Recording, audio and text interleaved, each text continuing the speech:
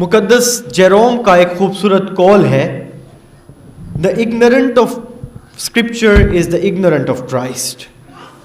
कि जो कोई खुदा के कलाम से नावाकिफ है वो मसीह से भी नावाकिफ है। अपनी रोजमर्रा की जिंदगी के अंदर जब हम कलाम मुकद्दस के बारे में पढ़ते हैं, जानते हैं, या इसके बारे में जब कभी भी जिक्र मिलता है तो हम इसके लिए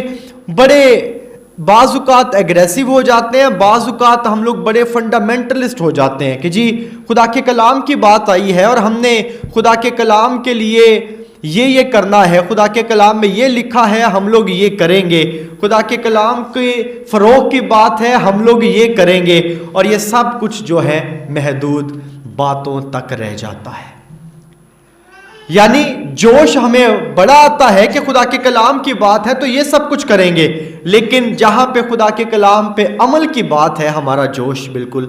ठंडा और सर्द हो जाता है। जब इस कलाम की हमें वैल्यू और इंपॉर्टेंस और अहमियत का नहीं पता, हम लोग इसके बारे में इसी तरीके का रवैया रखेंगे,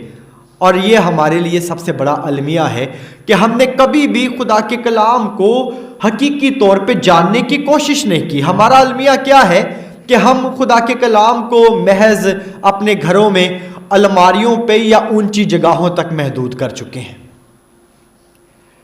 जी खुदा के कलाम की बात आई, घर में कोई दुआ के लिए आ गया, जी कलाम मुकद्दस लेके आओ, तो उस टाइम पे जाके कलाम को लेके आएंगे, और सामने कोई कपड़ा मिल गया तो कपड़े के साथ ही वो गंदा कपड़ा या साफ, इस चीज़ की परवाह नहीं, उसके साथ ही कलाम को साफ करने लग गए।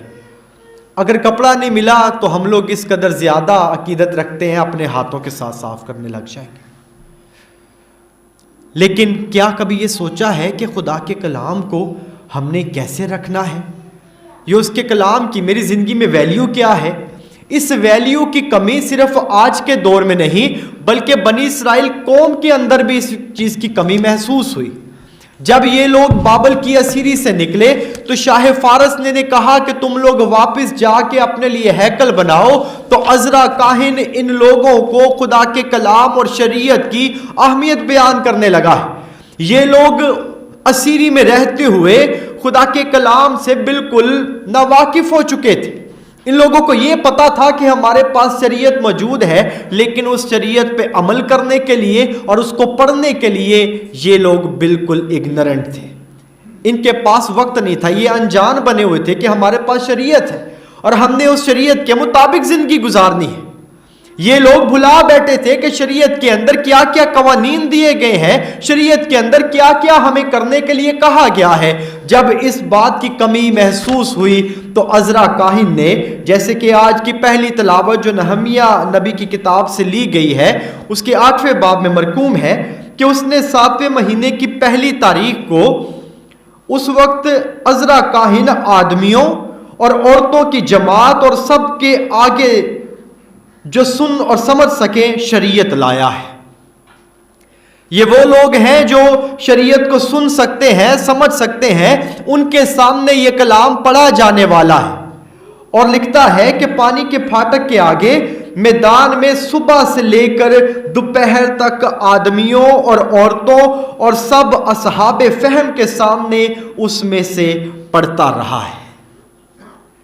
यानी खुदा का कलाम जिसको ये लोग भुला बैठे थे, अज़रा काहिन ने इस बात की ज़रूरत को महसूस किया है कि वो इस कलाम को इनके सामने फिर से पढ़ें, ताकि ये लोग जान जाएं कि खुदा जिसने हमें शरीयत अता की है, जो हमें कलाम सिखाता है, वो हमसे क्या चाहता है। और उनका सब्र देखें, कलाम में लिखा है कि वो सुबह से लेकर दोपहर तक उनके सामने ये शरीयत पढ़ता रहा है। हमारा नजरिया क्या है कि हम लोग जब खुदा के घर में आते हैं और घर से निकलेंगे तो कोई पूछे जी तो कहेंगे जी हम खुदा के घर में जा रहे हैं, जी अज की है, जी अज इतवार है ते गिरजा लगे असी खुदा का कलाम सुनन चले हैं। खुदा का कलाम सुनने के लिए जब आते हैं तो क्या हमारी तवज्जो मुकम्मल तौर पे खुदा के कलाम के ऊपर होती है या हम लोग दूसरे कामों में मशगूल होते हैं? ये बहुत बड़ा अलमिया है। हम लोग 15 से 20 मिनट के लिए भी मुकम्मल तौर पे खुदा के कलाम के ऊपर फोकस नहीं कर सकते। ہمارا دھیان یا تو باہر ہوگا، یا ہم لوگ چرچ کے اندر بیٹھے باتیں کرتے رہیں گے، یا ہم لوگ کوئی نہ کوئی اور کام کرتے رہیں گے، خدا کے کلام کے اوپر ہمارا فوکس نہیں ہوتا۔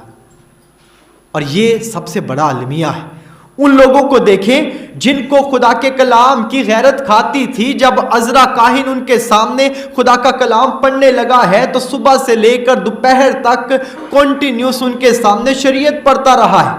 تاکہ وہ لوگ جان سکیں کہ خدا کا کلام ان سے کیا تقاضا کرتا ہے، اور انہوں نے خدا کے کلام کو چھوڑ کے اپنی زندگی کے اندر کیا کیا گناہ ظاہر کر لیے ہیں۔ اور ان گناہوں کو ہٹانے کے لیے جب ان کے سامنے وہ شریعت پڑھی گئی تو ان کو پھر سے یاد آیا کہ ہم خدا کی چنی ہوئی قوم ہیں، اور وہ خدا کی طرف واپس لوٹے۔